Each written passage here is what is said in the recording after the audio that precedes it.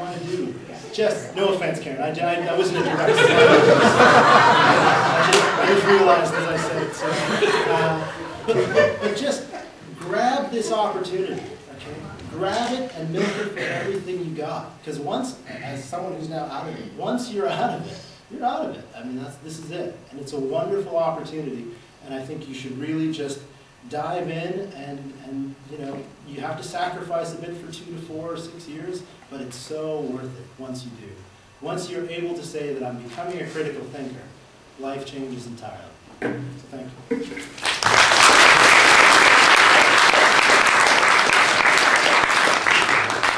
Our economic theories say you should balance over your lifetime, not over your graduate experience. Yes. Now I regret being last on the program today because most of the good stuff has been said, and I'm not sure I have so many wonderful jokes to tell to enliven this.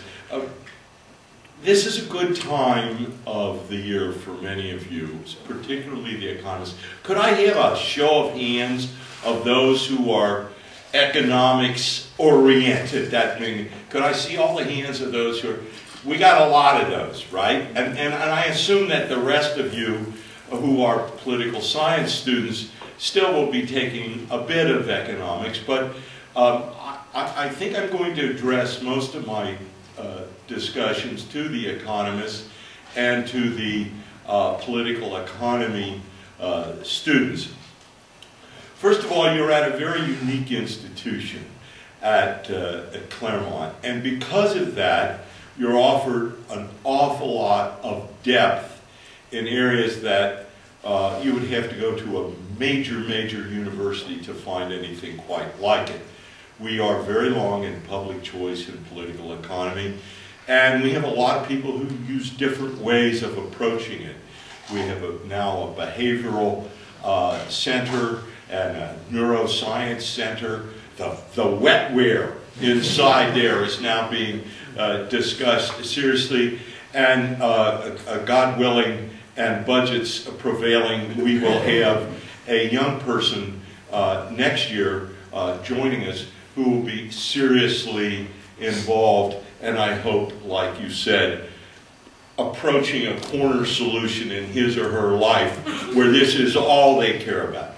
So the first thing I must tell you is, I always say this to the students, you're at a particular time of your life where you aren't an undergraduate anymore. Undergraduates should have balance. They should date. They should play a sport. They should work on this, etc., etc. What they're getting is some developing some skills in numeracy and in literacy and in verbal abilities. But they're doing it at what I would call the high-functioning cocktail party, West Side, you know, Brentwood, the UCLA area, coffee house sort of grouping. You enter the realm of literate men and women when you graduate. You don't know much. Which is great, because many of you come here, and because all you have are these rudiments, you haven't picked up a lot of dumb stuff either. You haven't been taught by pedants who require you to read each article and keep detailed diaries of your reading. I mean, there are people like this around. But now you're in it, and this is an apprenticeship where it's very, very serious and very, very competitive. You do, when we talk about balance, the one thing about the competitiveness is don't overdo it. Be sure when you are critical, that person who holds up their hand a lot in class or in seminars, you're not just doing it to get the attention, because the rest of the people say, oh, what an, I can't remember what they used the word, but it begins with an H. Oh, that. No, don't do that. Be willing to share insights with people in a way that is pleasant, that they want you around, that you are not viewed as a public bad. So get along. The second thing is your private life. If we thought you should have one, we would have put it into the curriculum. So we take it as given that you have one, but we ask that you don't accentuate it too much. So if you're single, stay that way. If you're married, stay that way. If you got a kid, keep them. If you don't, think twice before bringing one into the world. Because these are very, very fraught times in your life. And if you have a significant other, be sure that that person buys into this game. Because if you have a lot of difficulty at home justifying these huge numbers of hours, you're going to be in trouble. Now, many of you know that this is probably true because you know that when you take a job in the real world, jobs that are of any consequence are not 9 to 5. They are all consuming. And so, you know, you may have 70, 80 hours involved in your job. If you're a full-time graduate student, you will have as much, or you should have as much. Malcolm Gladwell, a kind of a gadfly, no, I can't say that. That's a tongue twister. Argues in a recent book, in an article that he published actually in the New Yorker, that getting good at something takes about 10,000 hours. And it's funny that he came up with that number because I remember when my boys were little, they're grown men now, 33 and 38, but we would go over on Sunday sometime and play basketball at one of the nearby courts.